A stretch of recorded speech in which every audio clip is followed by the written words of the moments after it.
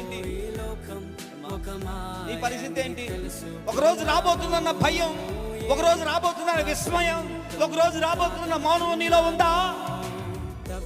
ఆత్మీయతలో ఎదిగేవా? ఎత్తబడతావా? ఈరోజు ప్రభు వస్తే ఆయన ఆర్భాటముతో, ప్రధాన దూతతో, ఘోర శబ్దంతో వస్తూ నువ్వు ఎత్తబడతావా? ఎత్తబడతావా? చెప్పండి, ఎత్తబడతావా? ఎంతకాలం నా పని, నా ఇల్లు, నా కుటుంబం, నా బిడ్డలు, ఎంతకాలం నేను నేను నేను నా కష్టం, నా ఉద్యోగం, నా ప్రయాణం, నేను నా బ్రతుకు, నా కష్టమని బ్రతుకంతా వ్యర్థము చేస్తున్నామే. పరలోక రాజ్యంలో నిన్ను బట్టి దేవుడే మౌనమైపోయాడు. అయ్యో, నా బిడ్డలకి ఈ స్థితిగా రాబోతుందా? క్రైస్తవ జీవితంలో ఇప్పటికీ నువ్వు పరలోక రాజ్యానికి వెళతావా అని ఏలెత్తు చూపించి నిన్ను అడిగితే నేను ఎత్తబడతానని సమాధానం చెప్పగలవా?